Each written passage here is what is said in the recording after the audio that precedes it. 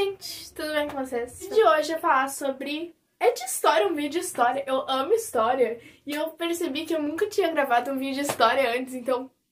Como? Né? Então hoje vai ser o vídeo da mudança da monarquia para a república aqui no Brasil.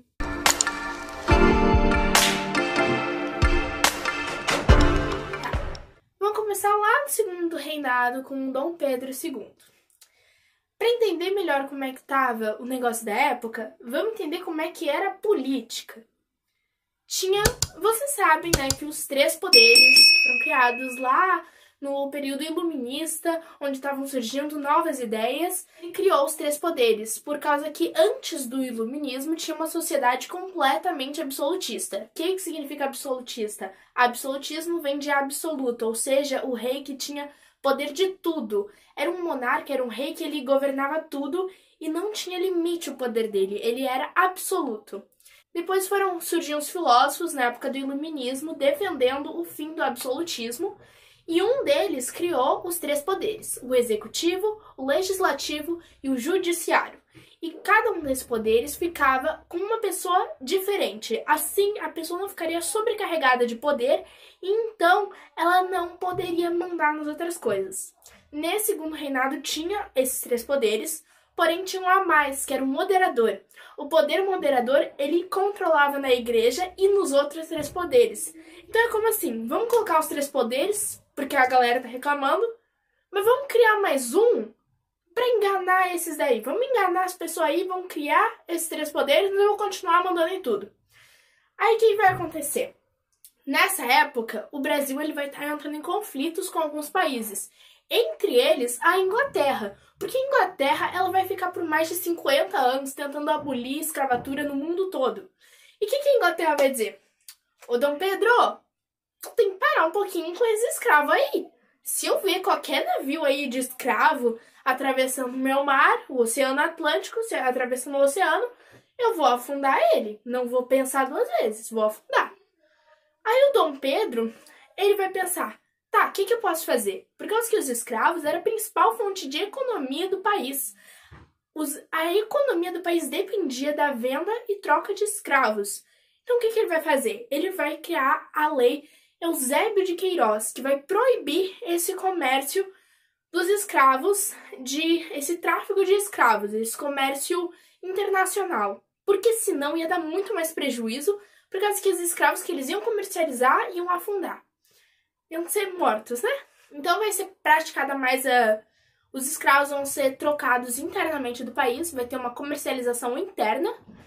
Só que isso vai fazer com que os escravos aumentem muito o preço, por causa que eles vão estar mais caros, então todo mundo vai querer estar comprando esses escravos, e são a única mão de obra que o país tem. E também o Brasil vai fazer uma outra sacanagem, porque, tá, Inglaterra, tu quis me sacanear, tá bom, então eu também vou te sacanear. Então o Brasil aumentou de 30% a 60% os impostos dos produtos que vinham da Inglaterra, e do Brasil ele deixou só 15% de imposto. Ou seja, isso valorizou muito o mercado interno e fez com que as coisas do Brasil, tipo café, arroz, porque tem que lembrar que nessa época o Brasil não tinha indústria, quem tinha era a Inglaterra. Então, os produtos do Brasil de alimentos, arroz, café, cana-de-açúcar, eram muito mais baratos e por isso as pessoas compravam mais esses. Tá, os escravos estão caros, as elites cafeicultoras que estavam no poder, elas estão tendo que cobrar muito caro para escravo e vão dizer, ô Dom Pedro, isso daí tá só prejudicando a gente, não vai fazer alguma coisa para isso? Aí o que vai acontecer? Ele vai criar a lei de terras. A lei de terras vai dizer que para ter uma terra tem que obrigatoriamente comprar ela. Isso vai fazer com que os imigrantes que estavam vindo para cá, eles acabem ficando de uma certa forma... Esses imigrantes que estão vindo para cá, eles não têm muito o que fazer. Então eles vão ter que servir para um senhor, para um cafeicultor, vão ter que trabalhar em um local para conseguir o seu sustento. Só que eles têm que pagar aluguel, eles têm que começar uma produção, eles chegam lá na fazenda, eles têm que começar uma produção do zero, sem dinheiro, sem nada. Então eles vão ficar eternamente devendo para as elites. Isso foi uma forma de escravização dos imigrantes, a qual não funciona tanto. Depois disso nós vamos ter a Era Mauá, que por que se chama Era Mauá? Por causa do Barão de Mauá, que esse Barão de Mauá, ele vai estar industrializando o Brasil. Ele vai criar, por exemplo, a primeira ferrovia do Brasil, lá no Rio de Janeiro. Ele vai criar um monte de coisa. E o Dom Pedro vai pensar, bom, isso daí tá ajudando a gente, vou começar a patrocinar ele. Só que aí tu imagina, o Dom Pedro ele patrocina os cafeicultores e patrocina esse Barão de Mauá. Os cafeicultores vão estar, não. Tem que patrocinar só a gente. São os mais egoístas do mundo. Tem que patrocinar só a gente. Então eles foram lá, eles destruíram todas as coisas que o Barão de Mauá estava criando e por causa disso esse negócio todo faliu e não adiantou. E os cafeicultores continuaram no poder. Bem, depois disso, vocês já podem ver que a maioria das pessoas descontente, tá? Os escravos estão super caros, teve essa lei abolindo essas coisas, a elite está completamente desnorteada, não tá gostando de nada que o Dom Pedro tá fazendo. Tá, pra que estragar o Brasil? Pra gente tava ótimo, a gente conseguia vender, conseguia lucrar, pra que fazer essas coisas? A igreja, o papa da igreja vai mandar uma ordem. A maçonária, ela é uma sociedade secreta que luta pela justiça social. E muitas pessoas estavam participando disso para poder acabar com a escravatura e essas coisas assim. Só que o Papa vai dizer que quem é cristão não pode participar. Só que o Dom Pedro vai ficar, já tô fazendo um negócio da Inglaterra pra não dar prejuízo, já tô tentando arrumar as coisas aí pra elite cafeicultora não ficar tão ruim assim. Aí me vem mais com essa coisa que vai desagradar completamente as outras pessoas. Não vou obedecer. Aí vai desagradar quem? A igreja.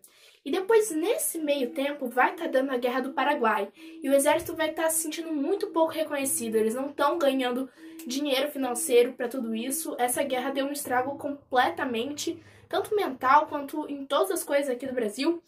E o que vai acontecer é que eles vão sentir, mas a gente tá trabalhando, a gente tá fazendo coisa, e não estamos recebendo nem, sei lá, nenhuma homenagenzinha, nada, nem dinheiro para poder sustentar. Estamos aqui tudo doente e ninguém ajuda em nada. Vamos contra Dom Pedro. Então quem é que vai estar contra Dom Pedro? A elite cafeicultora, a igreja e o exército. Esses três. A Inglaterra ainda vai estar puxando o pé do Dom Pedro. Termina com abole a escravidão, abole a escravidão, abole a escravidão. Daí o Dom Pedro vai falar, tá bom, calma aí. Vou criar a lei do ventre livre e a lei do sexagenário. A lei do ventre livre dizia que qualquer filho de escravo já nascia liberto.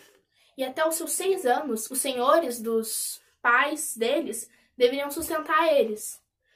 Só que depois de 6 anos eles iam fazer o quê? Eles iam pro outro local trabalhar. Tá, mas e o preconceito? Todo mundo tem preconceito, né? A sociedade tava todo mundo com preconceito enorme com o negro. Não, o negro tem que ser escravizado. O que ia acontecer dessa criança depois de 6 anos? Provavelmente ia ter que continuar trabalhando para esse senhorio escravizado. Tá, aí depois ele criou também a lei do sexagenário, que dizia que qualquer escravo acima de 60 anos era liberto. Mas isso era um baita alívio para a elite cafeicultora. Os escravos acima de 60 anos, os mais velhos, eles geralmente não faziam nada, eles eram um peso para eles ter que sustentar e carregar. Então, por isso, que bom, já posso me livrar dele. Além de que a maioria nem durava até os 60 anos. De tanta saúde precária, tantas coisas que eles tinham que passar, os maus tratos, eles acabavam nem durando até isso. Então, o que vai acontecer? Tá todo mundo descontente. Os próprios escravizados, a população, todo mundo descontente. O Dom Pedro, ele vai ir para a Europa para arrumar os negócios porque ele estava doente. Ele vai para a Europa para procurar um remédio, assim, as coisas. E ele vai deixar a filha dele, Isabel, no comando. Isabel vai pensar, bom, eu quero ser a próxima rainha. Eu quero mandar tudo nisso daqui. Tá todo mundo infeliz. A elite cafeicultora, a igreja, e tá todo mundo querendo que os escravos sejam libertos. Exceto a elite, claro. Vamos libertar esses escravos. Vamos libertar eles. Aí ela vai criar a Lei Áurea, que vai libertar todos esses escravos. Só que até uma pessoa já vai dizer pra ela, tu pode ter libertado o povo, mas tu perdeu a coroa. Por causa que, mesmo que o povo ele fosse a maior parte, mesmo que os escravos fossem uma grande parte do Brasil, a parte que mandava, que sustentava o imperador lá em cima, era a elite.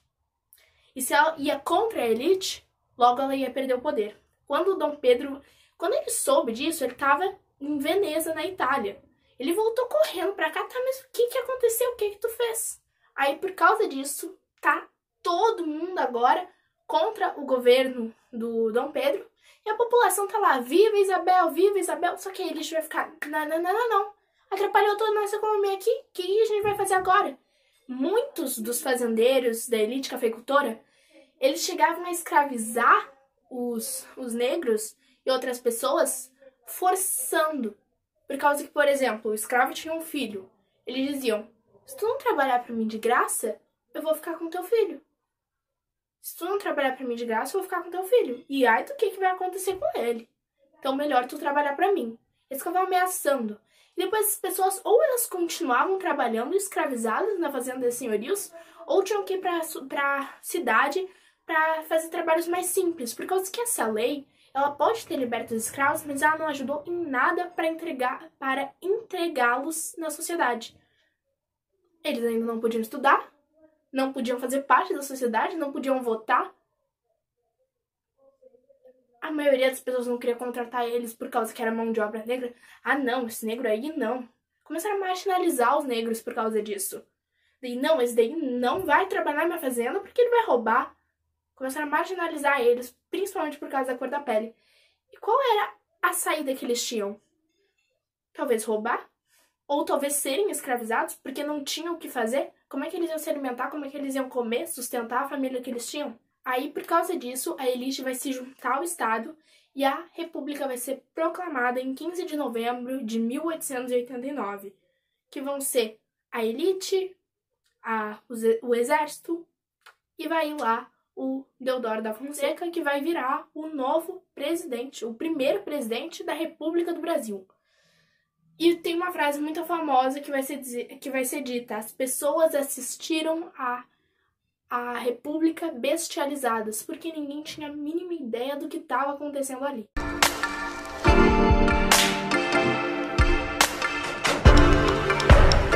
Depois disso vai começar a República da Espada. Por que se chamou República da Espada? Porque era governada por marechais. Marechal Deodoro da Fonseca e Marechal Floriano Peixoto. Esses foram os dois marechais que governaram durante esse período. Tá, quais eram as ideias da República? A República dizia que o Brasil só ia conseguir progredir se fosse uma república. A República, ela tirou esse negócio do poder moderador e o presidente começou a ser eleito pelo povo, e ele só ficava até um determinado tempo no poder. Ou seja, não era hereditário ou veteriano, ou seja, hereditário é que passava de pessoa por pessoa da família, mas não, era o povo que escolhia. O povo, porque o voto ainda não era secreto, relembrando. Então vai ter muita corrupção com esse negócio do voto. E também tinha muitas ideias de positivismo circulando, que era que deveria haver um progresso social. No início, tinha mais classe média, ou seja, tinha mais professores, médicos e essas coisas, essas profissões. E eles começaram a criticar os fazendeiros que estavam controlando muito a economia. Só que tem que lembrar que cidadão nessa época ainda era só homem, rico e acima dos 21 anos. Ou seja, dependia de sexo, dependia de renda e de idade. Ou seja, mulher não era cidadã. E também tinha que ser branco, relembrando. Houve nesse meio tempo a questão religiosa, que foi a separação do Estado e da Igreja. Em 1873 foi criado o PRP, o Partido Republicano Paulista, e o ITU. Na Primeira República Brasileira, o domínio socioeconômico estava completamente dependente do café, também tinha restrições do direito ao voto, e houve a primeira Constituição Republicana, que era aquilo que eu disse, que acabava completamente com isso da Igreja junto do Estado, terminava com esses poderes aí junto, e também virou os Estados Unidos do Brasil, ou seja, cada estado era autônomo. Como a República chegou, a gente precisa de um herói republicano, alguém para simbolizar a República. Em 1700 e bolinhas, 1700 e tantos, houve a famosa história do Tiradentes, que hoje em dia é nosso feriado nacional. A história verdadeira é que o Tiradentes, que era um dentista, por isso que o nome, Tiradentes, tá.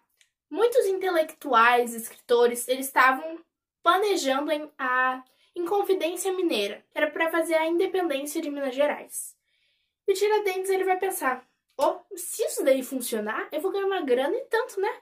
Vou entrar nisso daí. Então ele vai entrar junto com esses, eles não vão conseguir, e só Tiradentes, que era o de classe mais baixa, porque médico não era uma classe alta na época, ele vai ser esquartejado e cada parte dele vai ser colocada em uma cidade de Minas Gerais. Pra lembrar, não é pra vocês tentarem isso. A história dele foi distorcida completamente, ele foi virado um herói nacional que lutou pela República. E isso foi porque não tiveram tantas pessoas, tantas influências da República para poder encontrar um herói. Então eles modificaram essa história do Tiradentes.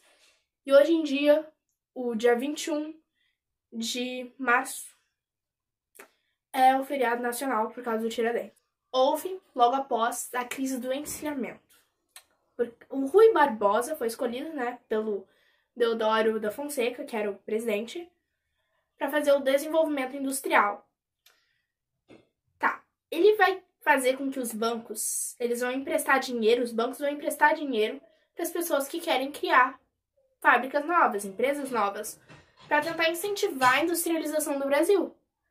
Só que isso vai acabar destruindo toda a economia do Brasil e o Deodoro da Fonseca ele vai ser meio que obrigado a se retirar do cargo por causa de toda essa crise econômica e ninguém mais queria ele ali. Mas a gente também não pode esquecer de alguns fatos do Deodoro, que ele foi o executivo com maior poder e ele fechou o Congresso Nacional. Depois disso, quem assumiu foi o vice dele, o Floriano Peixoto, e ele já vai entrar com toda essa crise econômica e depois ele vai ser conhecido como Marechal de Ferro por todas essas revoltas que vão estar acontecendo e tudo isso, e mesmo assim ele vai conseguir ficar firme no poder sem ninguém tirar ele, vai conseguir dourar os 4 anos dele. Ele vai pôr fim no estado de sítio e ele vai tentar subir mais no cargo apoiando a população. Então ele vai reduzir o preço dos alimentos e também vai criar leis que vão favorecer os mais necessitados e os pobres. Logo em seguida vai ter a Revolução Federalista aqui no Rio Grande do Sul, que vai ser um conflito armado em 1893. Teremos os pica-paus e os federalistas. Os pica-paus, eles vão estar lutando para que o Júlio de Castilhos continue do poder, enquanto os federalistas vão querer tirar ele. Então eles vão estar nessa briquinha aí política. E aí depois o governo vai entrar do lado dos pica-paus, eles vão lutar e eles vão ganhar. E por causa disso, o Floriano Peixoto vai ser conhecido como Marechal de Ferro. Depois nós vamos ter a Revolta Armada, em que os oficiais da Marinha eles vão exigir a retirada do Floriano Peixoto do poder. Aí eles vão lá no Rio de Janeiro, vão bombardear toda a cidade, vão pegar em armas. Em 1894 eles vão ser reprimidos.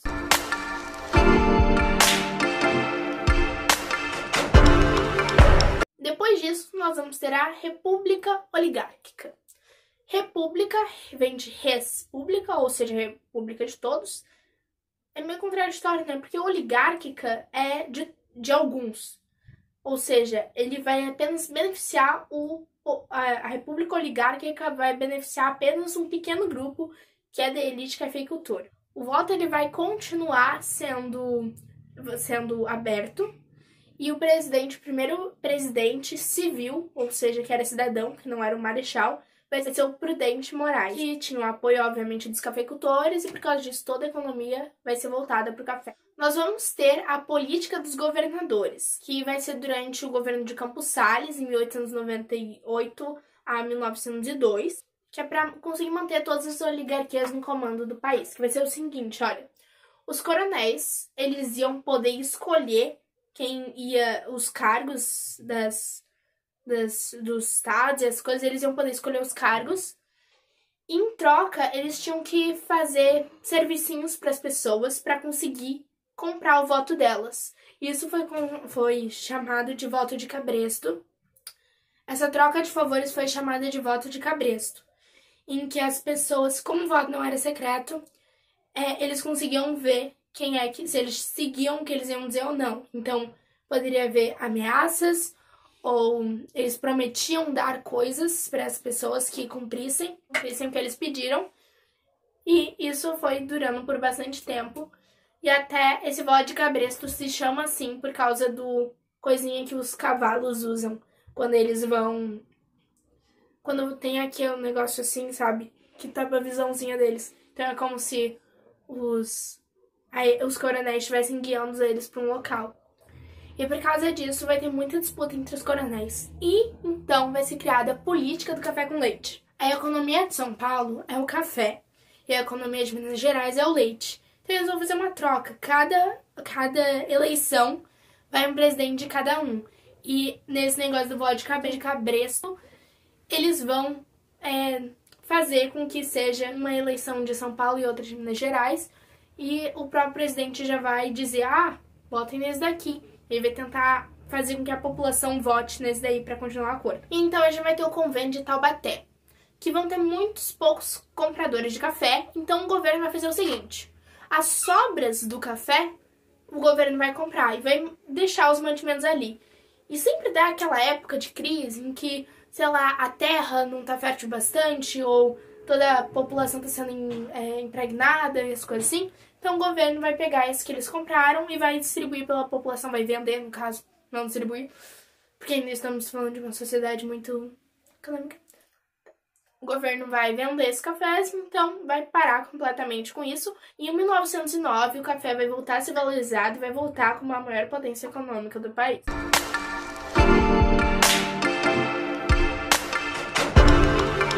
Para encerrar o vídeo, a gente vai falar sobre o fim da República. Quais foram as coisas que levou isso a acontecer e como isso aconteceu. Primeiro que tem muita insatisfação social, né? Então, os cafeicultores estão lá no topo, só os cafeicultores e o Minas Gerais, sabe? O São Paulo e Minas Gerais que estão sendo beneficiados com isso, não deixam ninguém mais virar presidente. Eu digo, não, só um pouquinho, isso é uma corrupção, né? A gente não tem nem direito de votar em quem a gente quer. Aí vai ser sempre esse presidente aí, eu também quero me concorrer, como é que eu faço? Como é que eu faço pra ganhar? Porque eu acho que isso daí tá bem corrupto. Em 1922 vai ter o tenentismo, que vai ser a revolta dos tenentes. Vai ser durante o governo do Epitácio Pessoa. Marechal Hermes da Fonseca, ele vai ser preso por ter defendido umas causas. E aí 300 homens vão dizer, só um pouquinho. 300 homens do exército militar, só um pouquinho. Ele foi preso porque defendeu uma causa? Como assim?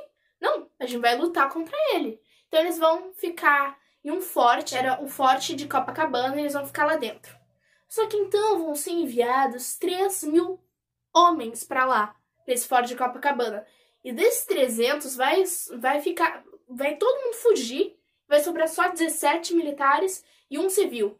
E eles vão lutar e 15 deles vão morrer. Acho que é até um número bem bom para 3.000 contra 18, né? Mas tá, 15 vão morrer e 3 vão sobrar.